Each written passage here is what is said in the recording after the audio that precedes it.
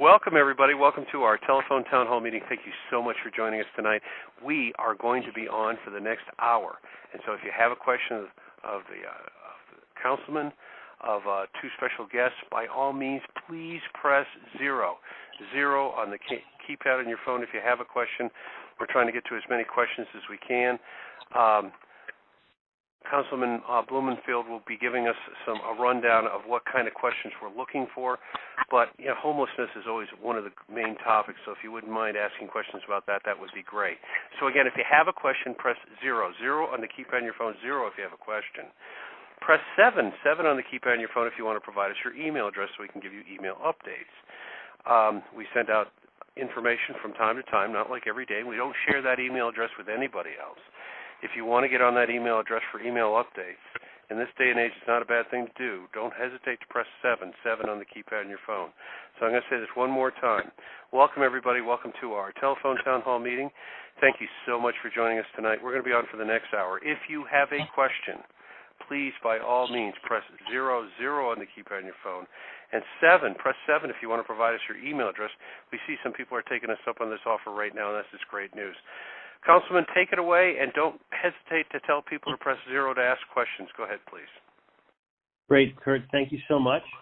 Hello, everybody. I'm Councilmember Bob Blumenfield, and welcome to my telephone town hall on homelessness. I'm thrilled that tonight we're joined by special guest Heidi Marston, who is the new Executive Director of the Los Angeles Homeless Service Authority, or LAHSA, as well as Ken Kraft, who is the CEO of the local homelessness nonprofit, Hope of the Valley. In a few minutes, I'll introduce them before opening up the lines for your questions.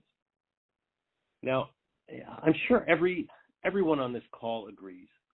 Homeless people shouldn't be living on the streets. The process to get someone off the street is taking too long, and the exorbitant cost of permanent supportive housing is unacceptable. Housing is too slow. Like you, I am beyond frustrated, and I see what you see. It kills me to see people suffering on our streets and the untenable health crisis it presents to our neighbors and our neighborhoods.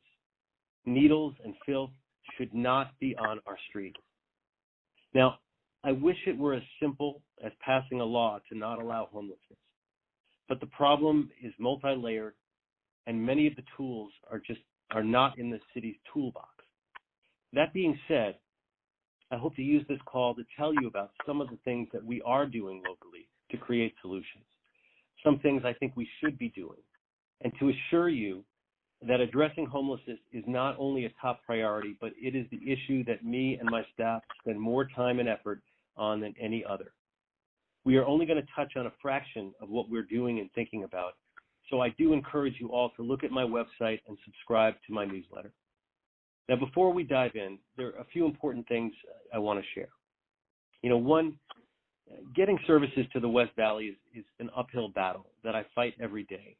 We're constantly being put at the bottom of the list for government-funded services because our homeless numbers are small by comparison, and we therefore have to work twice as hard to get half as much. And one of my biggest frustrations is that there just aren't enough mental health and drug addiction programs for people willing to accept them. Every time I go out to encampments in my district, and this is something I do regularly, something I did this morning, I have heartbreaking conversations with people who they admit that they're addicted to heroin and that they want help and that they would gladly go into treatment, but there's nowhere to send them because the programs that do exist have extremely long waiting lists. It's particularly frustrating because the city doesn't handle mental health care or drug addiction. We have no jurisdiction or programs. All of that lies with the county and the state. Yeah, we get creative, and I'd love to tell you about a program I put together with Tarzana Hospital and Tarzana Treatment Center to get private services, but it's a struggle. Another major issue that a lot of times people don't think about contributing to homelessness is domestic violence. Almost 30% of all homeless have experienced domestic violence or partner abuse. I'm thankful for my partnership with Haven Hills and was recently able to secure additional funding to help them build more beds in the district to serve homeless victims of domestic violence. Another problem is that our system often focuses on the most acute, and we miss the opportunity to help those early in the stages of homelessness. There are many folks living in their cars who were recently evicted or lost their home or had a health crisis. And even though these folks are easier to get back on their feet, oftentimes because their problems aren't acute enough, they end up at the bottom of the list for services and assistance, which is crazy because they then end up spiraling down when they could have been lifted up. To help break this cycle, I've converted my office parking lot into a safe parking LA location, and I'm trying to create more of these safe parking locations. And by the way, safe parking doesn't mean that someone just pulls up and parks. They have to be registered with the program. There's on-site security, et cetera. Anyway, I regularly meet with these folks who sleep behind my office in their vehicles, and many of them have jobs. To hear some of their stories yourself, go to my website. We have videos and information, and it really is enlightening. Another problem that we need is that we need more local housing in the West Valley to get people off the streets. I meet with a lot of homeless folks who won't accept housing or services because it requires them to go far away. And they're living on the streets of the West Valley because they have a connection here. They have a child, a spouse. They have their friend network. This is a real issue. Other areas of the city have more options. The good news is that a few months ago, we finally broke ground on the Bridge housing site in Canoga Park, which is poised to open by the end of this year. This will house 80 homeless folks. Also, with funding from Triple H, we're going to have 2 new local permanent supportive housing facilities going up. You can go to my website for details. And for folks on this call who worry about having a permanent supportive housing facility in the neighborhood, I urge you to drive by the DMV on Sherman Way and tell me which of those nearby buildings is a permanent supportive housing facility. I'll give you a hint. It's the one that looks the nicest. It's across the street. It opened 3 years ago. It serves 96 formerly chronic homeless, and the number of police calls and complaints we've had since they've opened, 0. Now, while more than 20,000 people were housed last year, the problem is still getting worse. We need innovative new solutions, and that includes things like tiny homes or pallet shelters, group housing, or other innovations. There is hope on the horizon, and ironically, it's the combination of the pandemic, which has helped attract federal funds for things like Project Roomkey and other emergency measures, and a current lawsuit. Those things together, I think, are helping get us to the brink of where we may be able to make a major step forward. And the lawsuit I'm referring to is called the LA Alliance versus Los Angeles, and it's currently being heard in a court by U.S. Judge David Carter. And this lawsuit holds the potential to both enable a massive influx of shelter beds into the city and to enable enforcement of anti-camping laws at the same time. Unlike most federal court cases that deal with homelessness, which generally end up restricting the city's ability to enforce its laws, this case is different. I've been in close communication with the judge. I've literally brought him out to the Winnetka underpass and other hotspots in my district so that he can see firsthand what you and I see. And through a mediation that's part of this case, the county has agreed to fund services for more than 6,000 new beds. This is a huge breakthrough. In the past, they were only willing to do this for 600. Now they've agreed to spend $300 million over 5 years. But the city has to do its part and build those shelter beds, even if those shelter beds are rudimentary structures like pallet shelters or tiny homes. But to get people off the streets, these shelters have to be put in each council district. One aspect of this potential agreement is that over the next year and a half, we will offer housing to everyone living in our underpasses and every homeless person over the age of 65. The judge is trying to arrange it so that if we do this, we will actually be able to enforce anti-camping laws around unsafe corridors like freeways and underpasses, and eventually, once more housing is found, throughout the entire district. The pallet shelter beds that the judge is looking at are not going to be the very expensive permanent structures, but they're going to be tiny homes of the size of an 8x8 shed with a door that locks, a bed, a desk, a storage shelf. I recently visited a cabin community in Riverside County that was made up of these pallet shelters, and it's working there. Although many traditional advocates, housing advocates, don't like the idea of investing in these type of temporary lower-end housing options, I believe that we've got to get people off the street immediately. The perfect should not be the enemy of the good, or it just will not happen. Now, I'm open to better alternatives like rapid rehousing, which is something I expect Ms. Marston may talk about. But to really move the needle on homelessness, we need all levels of government and the private sector to provide the support, the addiction programs, and the resources to help us get ahead of the homeless crisis. The homeless count this year shows that we're lifting 207 people out of homelessness each and every day. That's 74 more people daily than last year, which is a monumental achievement by any measure. But there are still more people falling into homelessness every day than are being lifted out. And that means that prevention measures like eviction protection, economic assistance, job creation also need to be part of our solutions. This issue is complex, so let me get straight to the guests so we can get to your questions. I want to introduce our first guest. Her name is Heidi Marston.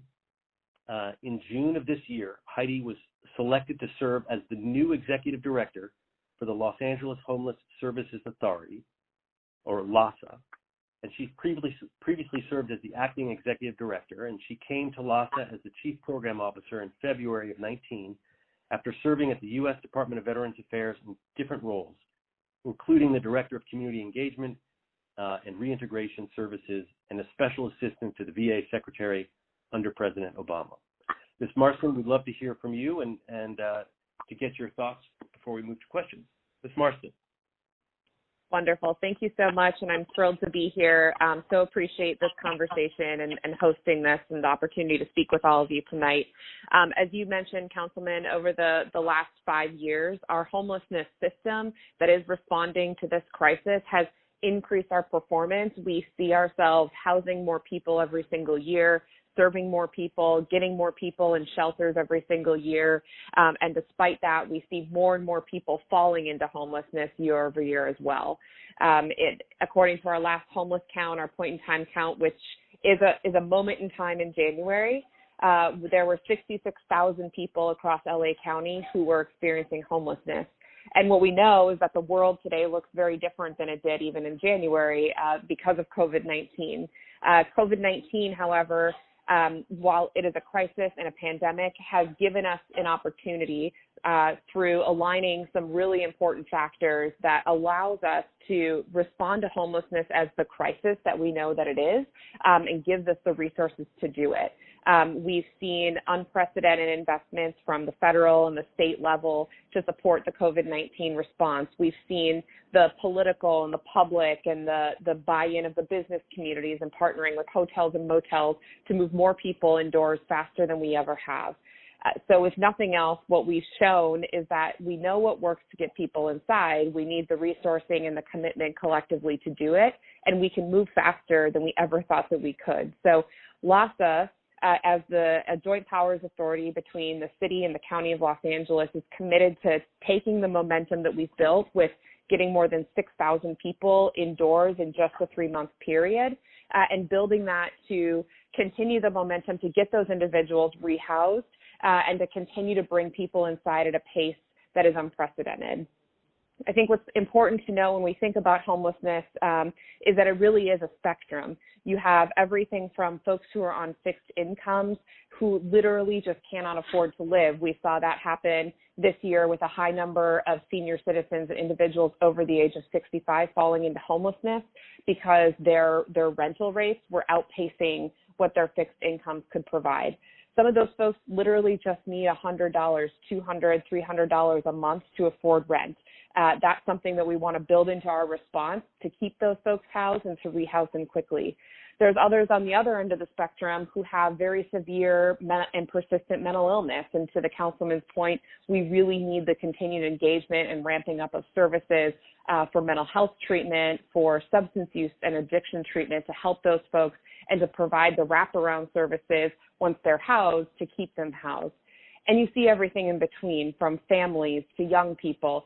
It really is a tragedy, but we are committed to making sure that we're continuing the work that we've started. And we have a really important moment with COVID-19 to not only continue the momentum, but to take the unprecedented resources, invest them in the right things so that we can see the curve and the trend of homelessness go in the opposite direction and actually go down. If we can make the right policy choices, put in the right eviction moratorium and prevention measures that keep people housed, and continue the resourcing in a way that will actually resolve somebody's homelessness, I am confident that we can see a shift in this landscape, and that's what LOS is going to continue to push for. The other thing I want to call out, and then I'm happy to answer questions as well, is that we cannot go and talk about homelessness without also talking about the impacts that homelessness has on our disadvantaged communities. We know that if you are Black in Los Angeles County, you are 4 times more likely to experience homelessness than your white counterpart. The systemic and institutional racism that is embedded in policies, not only at the local level, but at the federal level, in every mainstream system, from criminal justice to child welfare. We have a civic and moral responsibility to examine that, and not only through the homeless system, make sure that what we're doing is not furthering harm and disproportionately impacting those communities, but it's reversing the tide and undoing all of the pressures and the systemic issues that have driven the overrepresentation that we see today. So that is something that LASA remains committed to exploring and examining in ourselves and having those hard conversations ourselves, but also challenge all of our partners and all of our other systems across the country to have those same conversations, because that is something that we're going to need to be able to solve to really stem the inflow into homelessness. So I'll pause there, Councilman, and I can answer questions later, but thanks again for having me and excited for our discussion. Great, thank you. Appreciate that. Next, we're going to hear briefly from Ken Kraft. He's served for 20 years as a pastor, 6 years with a Fortune 500 company, and another 8 years as a mission director for a homeless shelter.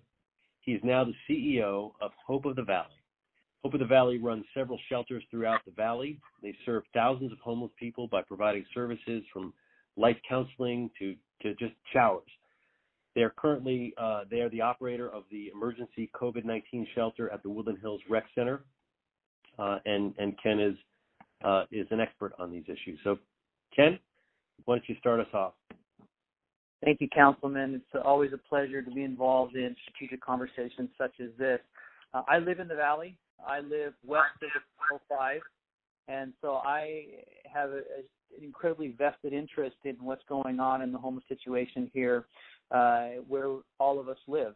And like many of your constituents, when we drive around and we see the increased numbers of people that are taking up residency under freeways, in parks, on our sidewalks, it breaks my heart, because it shouldn't be that way. This is the United States. This is America.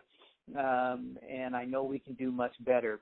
And I will say, when I look at where we've come from and where we're at, to be honest, I'm encouraged. I'm more hopeful now than I've ever been before. Before the mayor declared a state of emergency approximately 3 years ago, the only zoning that you could open up a shelter in was either C2 or CM, and it had to be 30 beds or less, unless, of course, you had a conditional use permit or some type of variance. But in order to obtain that, you would have to have community buy-in and community support, which was very difficult to get because most people don't want another shelter or a shelter in their community. But what I'm seeing now, as far as I'm concerned, is absolutely unprecedented. The mayor has said that by the end of this year, there will be 32 bridge shelters open in the city of Los Angeles, and 5 of them will be right here in the San Fernando Valley. We've had the privilege of opening up the one in North Hollywood and the one in Van Nuys, and I've been in conversation with Councilman Blumenfield's office and also very active in trying to find facilities and locations. And that's really what it's about. How do you end homelessness? You bring people inside. You get them off the streets. You give them the services that they need. When I look at someone who's experiencing homelessness, the first thing I ask myself is, what are the obstacles and barriers that are preventing this individual from being housed and from being sustained in their housing? And oftentimes, as we've already mentioned, yes, it could be mental illness, it could be substance abuse, it could be just a lack of a job, maybe job training, vocational training. And so as a service provider, we are not concerned, we are not about just simply getting somebody off the streets and giving them a place to sleep. That's the beginning. But we are about helping people restore their lives and get back into the game of life. So many of the people that we deal with, they've just had trauma. They've had experiences that have just broken them down, and many have become absolutely hopeless and have given up on life. And so I am so thankful, Councilman, for your heart, your passion, your compassion, and I'm so thankful for Heidi and her leadership in LASA.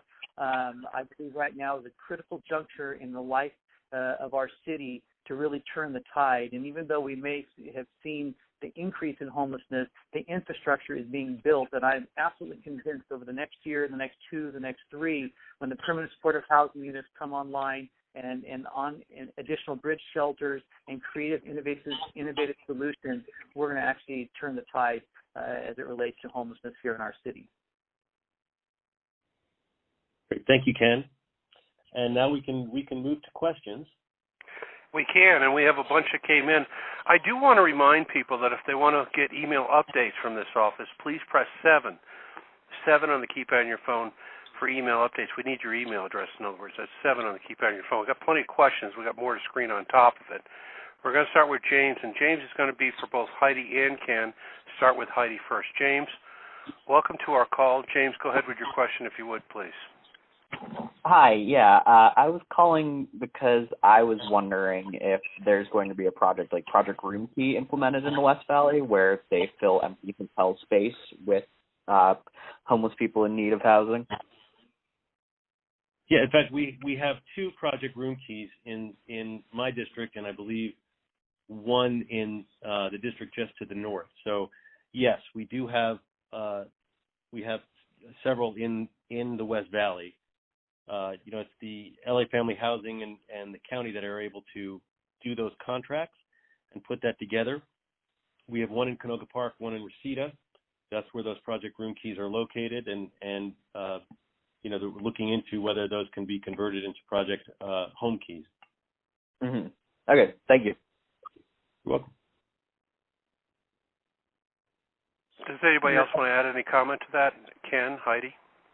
Just that in Van Nuys, there's another one at the Airtel, and then there's another one that's Quarantine Hotel in Sherman Oaks in the Valley.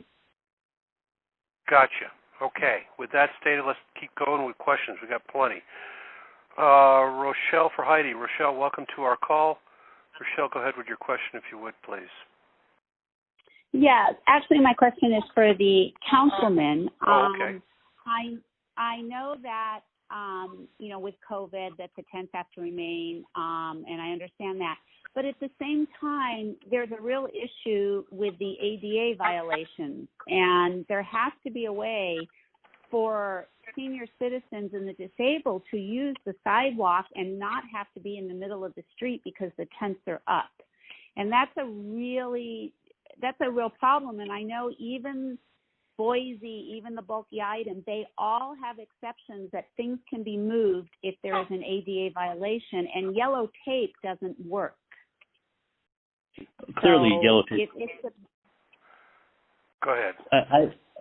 I agree with you, and it's incredibly frustrating when you don't see the ADA spacing. The care team goes out there, the police go out there. They are allowed to enforce ADA. They are supposed to enforce ADA. But what ends up happening is they go out there, the folks, they move their tents, they create the 3 feet of space, and then 10 minutes after they leave, they encroach back on that space. and especially in areas like Winnetka Underpass, it's not right that people have to walk out into the street. It's dangerous, and I mean, my hope is we're going to be able to get those encampments, relocated before school starts for TAP. That's a strong goal, but again, there is the right to enforce. It's very difficult in terms of, to have somebody there constantly monitoring. The yellow tape is certainly not an enforcement tool. I know that the sanitation and the police have used that yellow tape to try to, mark out that location, but as we all know, it's fleeting, and so it's one of the many frustrations that we have and that we share. With that, let's take another question if we can. It's going to be for Lisa. Lisa from the Councilman. Lisa, go ahead with your question if you would, please, and thank you for joining us. Hi, I was just trying to find, it's frustrating. I don't have any mental illness. I got in a bad situation. I lost my house, and I've been homeless for a couple of years. There's just no affordable housing. I'm on a fixed income right now on temporary disability because I broke my arm, and it's fortunately I've been put in one of the room key hotels, and I've been here a couple of months. I appreciate so much that you were able to do that. But I'm getting worried that this is going to end, and I still haven't found a place for myself. I don't know what kind of incentives you do to the landlords or whatever, but there's got to be more affordable housing that we can find. Your thoughts, Councilman. I agree with you wholeheartedly. I mean, as I mentioned at the end of my opening, part of the key to this is prevention and getting affordable housing, because affordable housing is one of the major drivers of why we have homelessness. And we've been able to get a lot of affordable housing, through incentives and transit-oriented development, some of the permanent supportive housing stuff. I'm trying to get a measure included in the Warner Center plan that would require affordable housing for all new units. We were able to get for the Westfield that's coming online with a major, 1,000 units where the old promenade is. We got them to agree to a 5% affordable and then 5% workforce. Workforce as defined as 120% of AMI on average. So there's a lot that needs to be done to try to incentivize affordable housing, and I agree with you that is a critical aspect of all of this. And my hope for you and for other folks in Project Roomkey is, and I know Lhasa can comment on this, is that folks are working really hard to make sure that when that ends, that nobody's turned back on the street. Because what a shame, and what a crime that would be if after getting people stabilized and on the road to a better life and to getting out of homelessness, if they're just turned back on the street. So that is a top priority for the city, for the county, for Lhasa, for everyone, to make sure that that we can get folks off of Project Roomkey and into some form of housing, even if it's a pallet shelter, a tiny home, or something else. Any other comments, please? Sure. This is Heidi, and if I may, to that point, Councilman, so Lhasa has put forward what we're calling the COVID recovery plan, and it looks at what will it take and what do we need to do to make sure that not only folks who are in Project Roomkey and have been sheltered through COVID-19 don't return to the street, but also continuing our efforts to rehouse the 15,000 people that we know are the most vulnerable to COVID-19, whereby if they were to catch it, would likely become hospitalized or pass away. So we're really trying to prioritize that group for the literal just saving lives.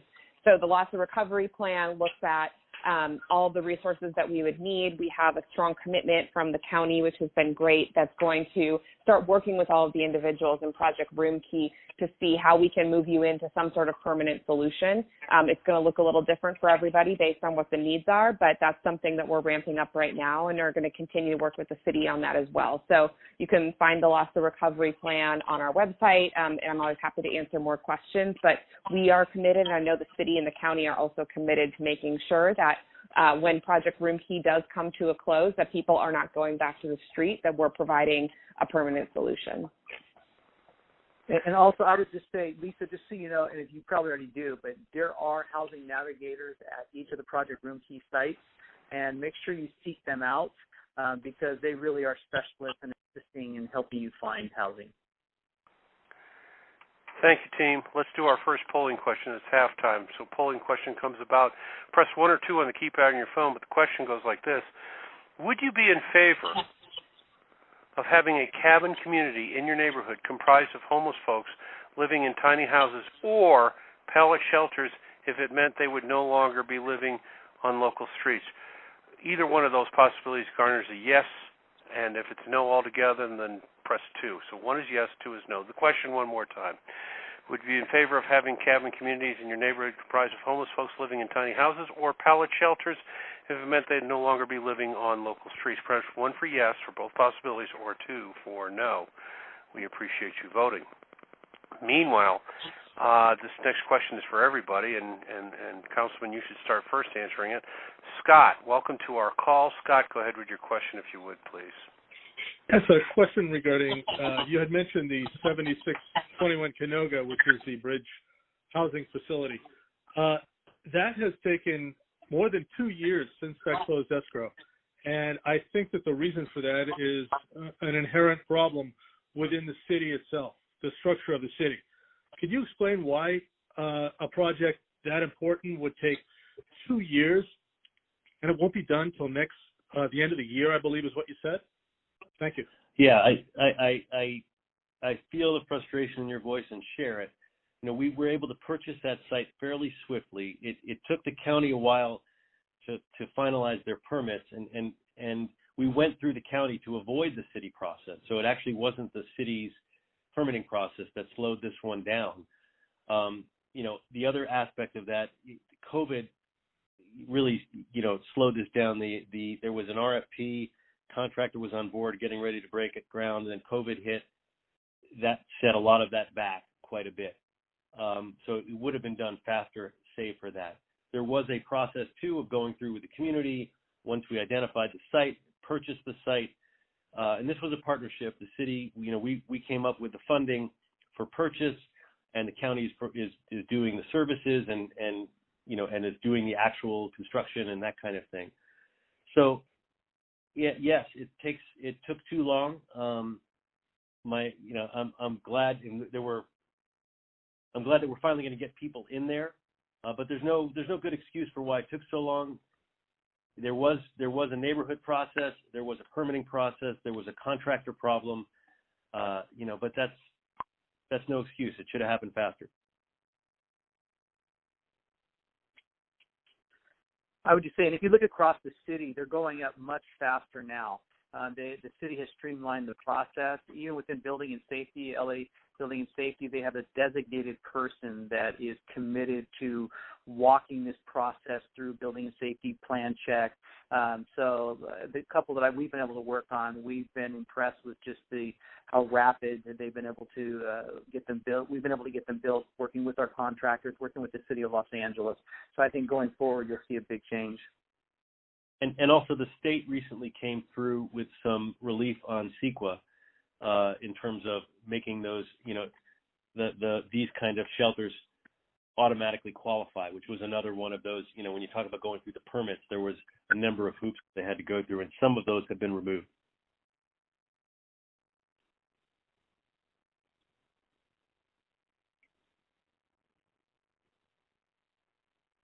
Hello? Did we lose you?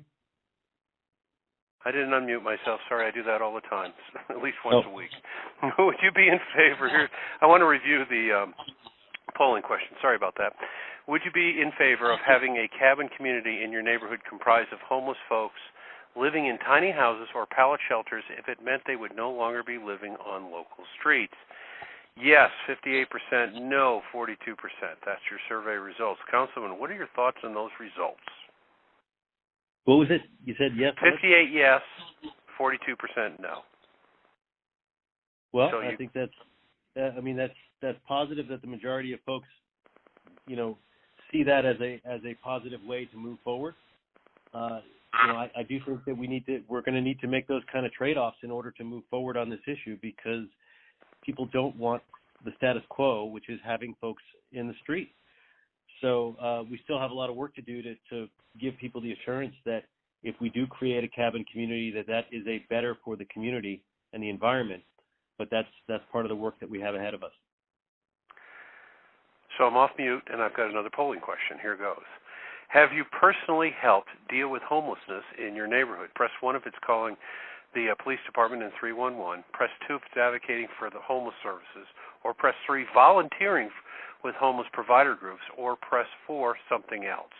Have you personally helped deal with homelessness in your neighborhood? Calling the police in 311, press 1. Advocating for homeless services, press 2.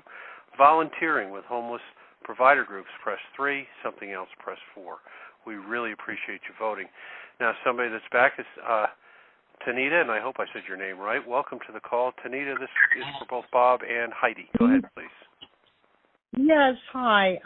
My name is Tanita Ndalakato. I'm an MSW, DSW candidate, and I have an agency, and I usually provide services for most of my people in the community who can't afford people with credentials like mine. What I don't understand is why it's such a big deal when there's already existing housing that is not affordable.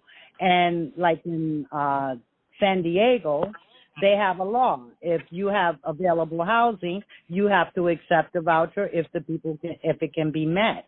Why is that not the same here? Because Councilman, your thoughts? I think, are you referring to the Section 8 voucher issue? I think that's what you're referring to when you have a federal. I'm Section talking 8 about Section 8 because in order to deal with homelessness, that's going to have to increase. Right. People's cost of living. Go ahead, Councilman. So recently, about 6 months ago, we passed a law in the city basically saying that landlords cannot discriminate based on the form of payment, meaning to directly deal with that issue, so that if you have a Section 8 voucher, a landlord in the city of LA has to accept that as part of your payment. They cannot discriminate against you for using that form of payment. That is something some other cities have done as well. I'm proud that the city of LA has done that. Now, that doesn't solve the problem if your Section 8 voucher is only for a certain amount and the cost of housing is higher than that. It's not going to get you that apartment, but it does prevent discrimination based on the form of payment. Any other comments? And okay. I think she made a good point. I agree. No. Let's the review of poll number 2. How have you personally helped deal with homelessness in your neighborhood? 35% they called the police in 311. 33% was something else, and at 16% each, advocating for homeless services and volunteering with homeless provider groups. Each had 16%. What are your thoughts on those results, please, Councilman? I just think it's interesting and how people react, and we ideally want to move folks to proactive and find ways that everyday people can engage. Calling the police is one way, and for certain situations it makes sense. LA Hop is another way. That's the way you can access, using that website, you can access a service worker to help with a homeless person. But I think it provides some insight as to how most people are able to address homelessness as an individual. All right, let's take another question if we can. Vanessa for Heidi. Vanessa, welcome to the call. Vanessa, please go ahead with your question. Hi, I want to know what is the incentive for some of these people to move out of the streets, because I think they prefer to live on the streets sometimes because in homeless shelters and other places, they have so many rules that they don't want to abide by. So what's kind of the incentive to get them off the streets?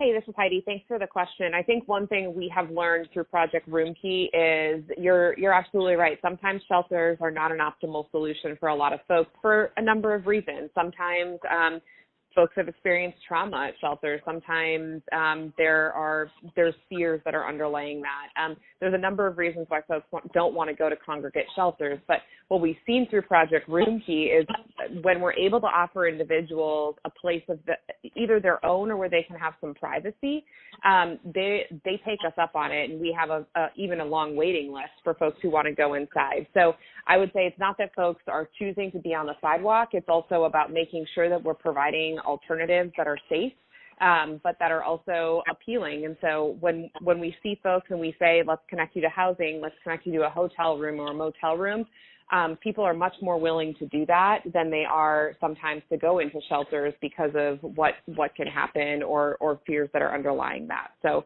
we want to continue to build out that model. And through COVID and a lot of the guidance that's come out around congregate shelters in particular, we know that the social distancing and the spacing comes in to be really important. So we're working on that as well and have seen the uptake and folks willing to go into those shelters improve even through that. And I should just want to add, I mean, I talk, as everyone, all the speakers do, talk to a lot of homeless folks. I regularly go out to the encampments. In fact, I was at 2 encampments this morning. And I always ask people, what does it take to get you, off the street? Or would you take a pallet shelter or a tiny home if it was?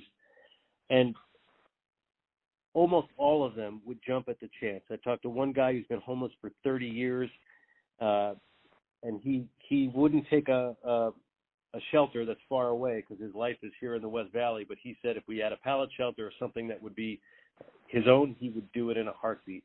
I talked to two Reseda high school graduates who are heroin addicts. They're living beneath the Winnetka underpass. They said they would get off the street in a heartbeat if we could find them a treatment program. I mean, it's the kind of thing we hear time and time again. So I think that there is a lot of, there are a lot of barriers, and one of them is that we don't have the housing in the West Valley, and a lot of the people in the West Valley are here for a reason, whether it's a spouse or a kid or their friend network or something. They're more likely to accept the shelter if we can find something that's, within 20 minutes or 30 minutes of where they are. Also, I would also, if your listeners would even go to the website palletshelter.com just to get an idea of what you're talking about. Because sometimes when people hear pallet shelter, they're thinking, are these reused pallets? No, they're actually delivered on a pallet, but they are these, as the councilman mentioned, they're these micro homes. They're 64 square feet. They're airtight. They have air conditioning. They have heating. They have beds. You can actually put 2 beds in each of these. If they're 10 feet apart, you don't have to deal with seismic issues in Southern California, which keeps the cost down. Also, you don't have to deal with fire sprinklers when they're 10 feet apart. And so these communities, the cost of just the unit itself can be less than $5,000. And so, and economically, it makes sense. Of course, you have to prep the land, and it can be in a parking lot, it can be on dirt land, or on with gravel and stuff. But I think that's the kind of creative, innovative thinking that we have to think outside of the box. What can we do to house people immediately while we're moving them towards the ultimate solution, which is permanent and permanent supportive housing? Let's take another question. Mayan, welcome to our call. Mayan, go ahead with your question, if you would, please. Hi, yeah. My question is, it's kind of piggybacking on what Anessa was saying, and also the speaker's answering her question. I've seen the Winnetka underpass for years now, and there was always a few tents there, but it was kind of a minor encampment. But ever since, and I don't know who did this, but who put the porta potty and sink there? Because ever since that happened, the population has exploded. People are making permanent housing there in terms of, I see potted plants out next to the tents. The population there has at least quadrupled in the past few months. I just don't think that was a really great idea. I mean, I understand people are trying to help, but the putting the porta potty in the sink there just made things a whole lot worse. Yeah. I want to know who. Yeah, that came from a mayor directive. When COVID hit, the mayor's office basically, based on the county health directive, which talked about, this was early on in the COVID process, it talked about the danger of moving people and the fact that all of the stores where people used to use the restroom were closed. You know, there's this big fear that folks are going to be doing what they sometimes do anyway, which is using the restroom outdoors or on people's property. And so the mayor put out a directive to go to all of the encampments of a certain size, basically, and to put a porta potty and a sink. And you know, they didn't consult me on where they go, but there were a couple of them in my district. There's one on Winnetka and there's one on Tampa. You know, interestingly, you know, they did the same thing on both, but you have the growth in Winnetka and you don't see that at Tampa. But at the time, there were more people at Tampa, which is why they put them in those spots as well as some other intersections, you know, throughout the city and throughout the district. We had many fewer in my district than most districts got, but that was the one that ended up is probably the most controversial one, which is right there on Winnetka. And you know, ideally, it's going to be stopping some of the sanitary issues that are going on in the community.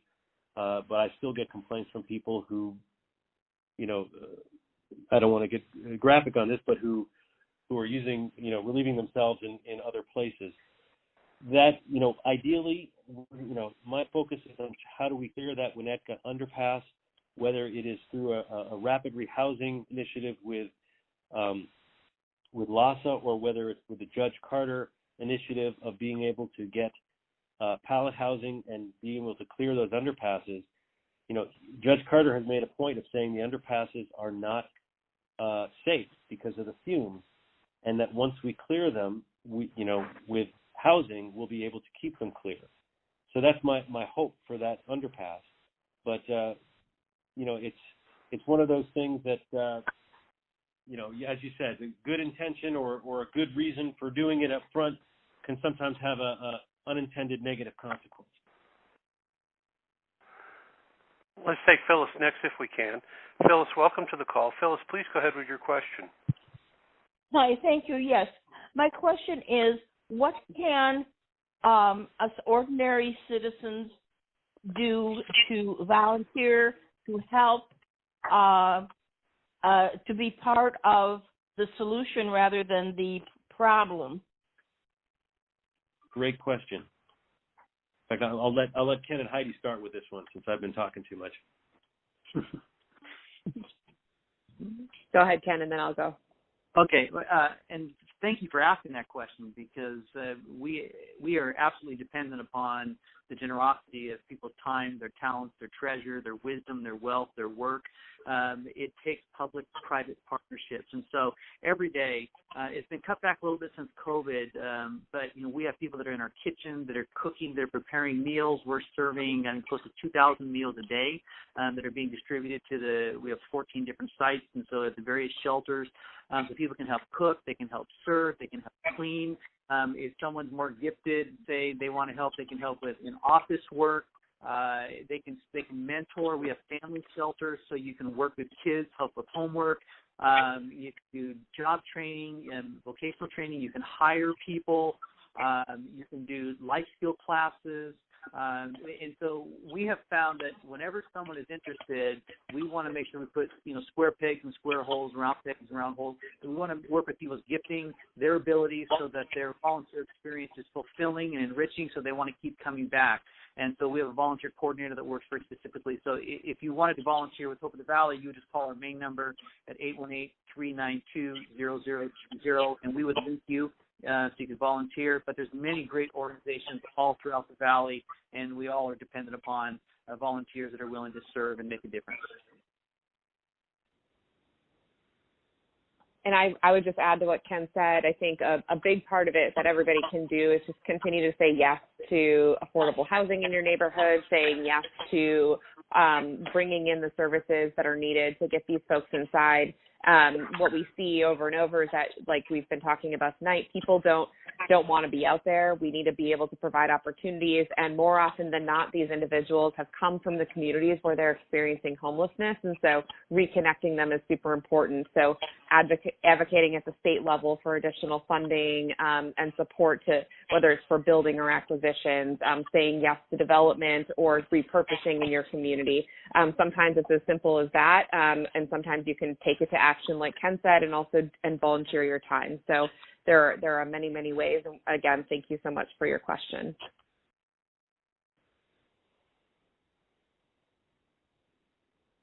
We all good? We're all good. Okay. Let's take Carol next. Carol, this is probably for you, Heidi, too. Carol, welcome to the call. Carol, go ahead, please. Hi there. I guess my question would be initially, I have so many, but why haven't we, or have you, called on FEMA to deal with this as they would any disaster? At least we could get help. They're used to dealing with disasters quickly, efficiently, possibly repurposing buildings. There's abandoned buildings. There's military bases that have sat empty that were, of course, good enough for our military, and possibly get something going as we move forward with the housing. At least it would be a start. Yeah, I mean, first off, I love that, and, I believe that we should get much more engagement from the federal government, and I don't want to get too off into that, but I've been very frustrated with the federal government's, lack of response on this major issue. It is a little different than your traditional disaster, and I was very involved in the 94 earthquake. I worked for Congressman Berman, because when the earthquake hit, the ground stopped shaking, and we moved into recovery mode. With this homelessness disaster, the ground hasn't stopped shaking. More people are still falling into homelessness.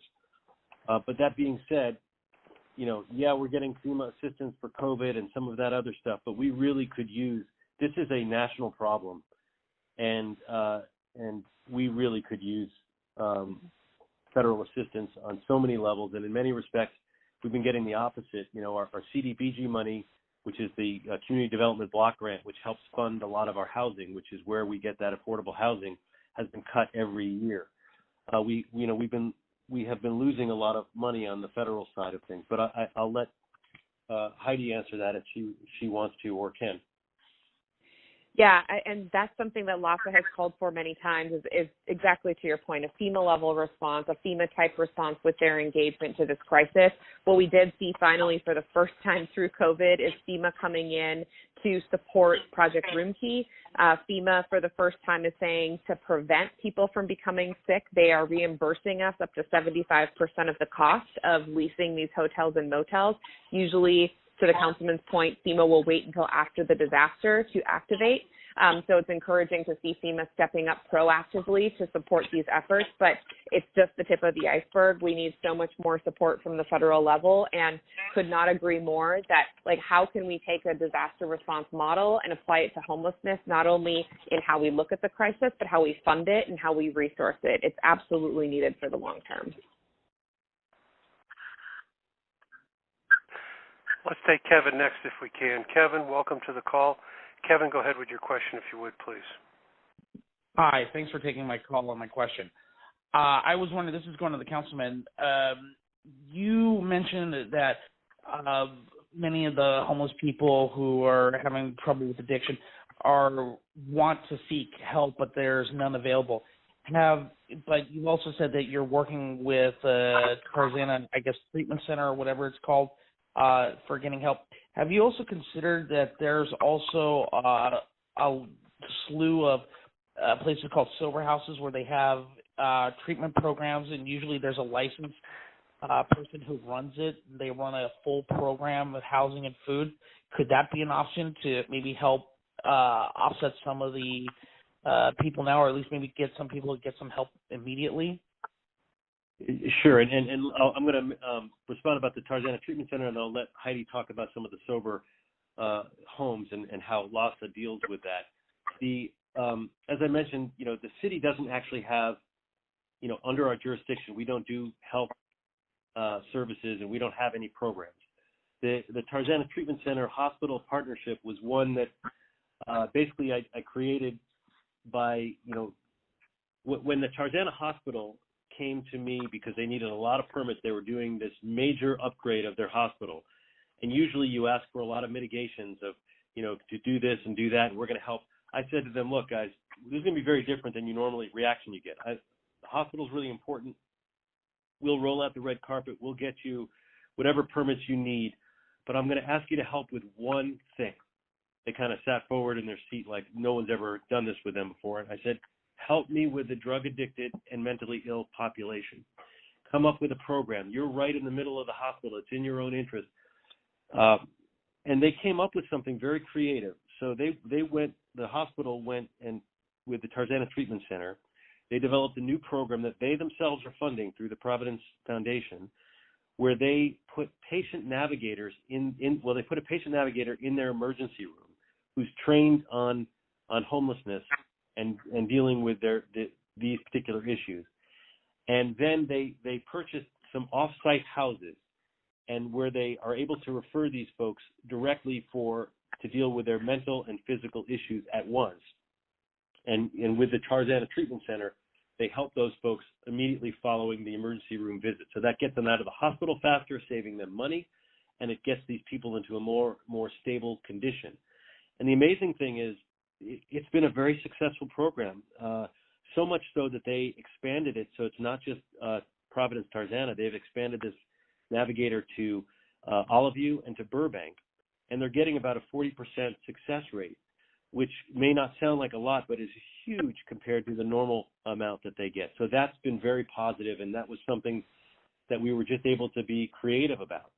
And Heidi, if you want to answer the question about the sober living and losses relationship and how that works, please go ahead.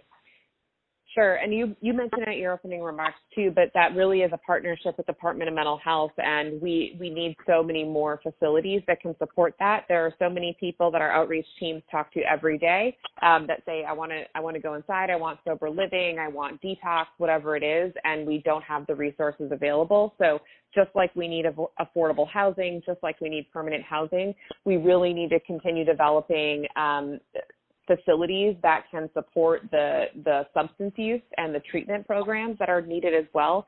So we partner really closely with the Department of Mental Health. I know it's a priority for them to pull in state funding, but need continued advocacy and support collectively from the community so we can scale that intervention, because to your point, it's so desperately needed. There are a number of other issues with sober homes and the community, and the fact that they're not a number of them are not licensed and can sometimes cause issues in the communities, but that's a separate topic. So let's take one more question. Marcella, welcome to the call. Marcella, go ahead with your question, please. Hi, yes. Well, first I just want to say thank you, Councilman Blumenfield, Ms. Marston and Mr. Kraft for allowing us to call in. I'm really nervous. I'm really sorry. So I'm actually an unhoused person as a direct result of domestic violence. And I really appreciate you talking about that, Councilman, because we are falling through the cracks. I have a 4-year university degree. I've worked at HBO, Revolution Pictures, the Tennis Channel. Before I was unhoused, I called 211, I called LA Family Housing, I went down there, Hope of the Valley, Crossroads, Step Up Path, and, they were very honest. There just wasn't resources, and the domestic violence shelters were so overcrowded that you could only stay 3 months, and I didn't know how to do that, get back on my feet in 3 months. And then after a particularly violent incident, a friend of a friend who was a social worker put me in a shelter facility on Skid Row, and in this particular facility, and I was born and raised in the Valley, and it's my home, and I felt like I was just picked up and dropped in the worst place of all, and with security and staff and clients, I have just been subjected to such demoralizing and demeaning and degrading treatment, including security touching me inappropriately and making. Councilman, your thoughts on what Marcella's going through, please. Well, first, Marcella, thank you for sharing you've got a very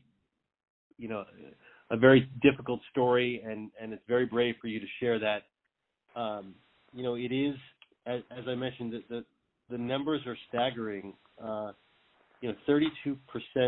of the homeless are women, and 30% of the homeless are victims of domestic violence.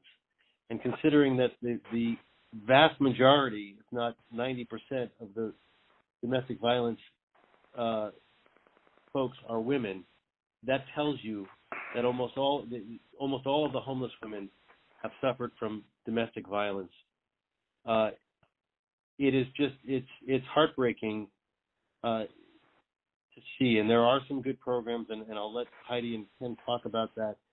But I really feel for you. I have a community action team specifically on domestic violence where we put together forums. We try to really raise the profile on this issue and try to find solutions. But it's a factor of homelessness. It is a factor of life, in that domestic violence is not something that's limited to any economic group. You find it in every socioeconomic group, in every part of geography. It's a plague that is on our society. But Heidi, Heidi or Ken, do you want to talk about some particular programs?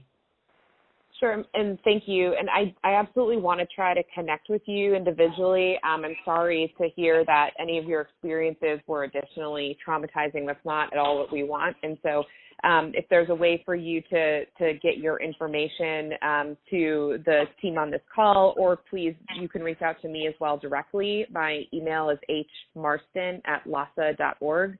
I want to find a way to make sure we're connecting with you, and I can talk to you offline about getting you some other resources so we can get you some support.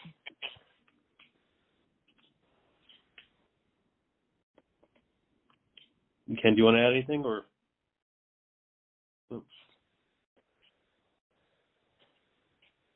Yes, if there's a way to get her info offline, that would be great too, and I can reach out to you directly, Marcella.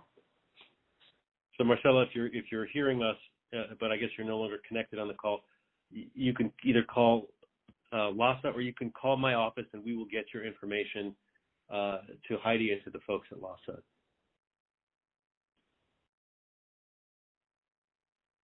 Kurt, are you still with us?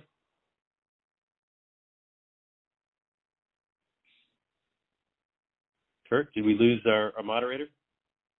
Are you on mute?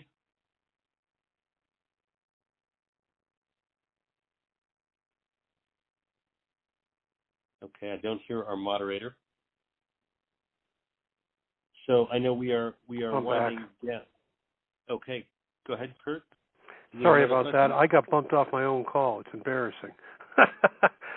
So, where were we when I dropped, please, Councilman? We were just talking to answering Marcella's question and urging her to contact us. Okay. And I don't know if we have an additional question. I know we're getting close to the end. No, we're on OT right now. So here's the deal. If everybody could, we're going to do a quick polling question. If you wouldn't mind answering, that would be great. And the polling question is pretty darn simple. It goes like this. On a scale from 1 to 5, how useful was this homelessness telephone town hall? If it was very useful, press 1. Somewhat useful, press 2. Average, press 3. Somewhat unuseful, press 4. Just not useful at all, press 5. We appreciate you voting and all that kind of stuff. Now, past that, we're kind of past our hour already, and I want to just say, if we couldn't get to every question, whether you press 0, got through to an operator or not, you can leave us a message at the very end of this call. You got to stay to the end of the call. Leave us contact information so we can get back to you if that's what you want. Phone number, email address, obviously your name, stuff like that. But again, if you need a message left and you want us to get back to you, stay to the end of the call and give us that very, very important information besides what you want to know or what you want to talk about. So let's start with final comments, if we could, first from Ken, and then Heidi, and then Councilman, bring us to the finish line. Go ahead, please. Ken, are you there? Or did you get bumped too? He might have gotten bumped. Heidi, go ahead, please. Yeah, I just want to say thanks to everyone for this really important conversation. LOS is committed to continuing this work. Thank you, Councilman, for your commitment to this effort and leading on this. And we want to see this change and partner with all of you to make that happen. Thank you. Heidi, Ken, are you back on? Yes, I am. I don't know what happened. Sorry. Good recovery. Go ahead.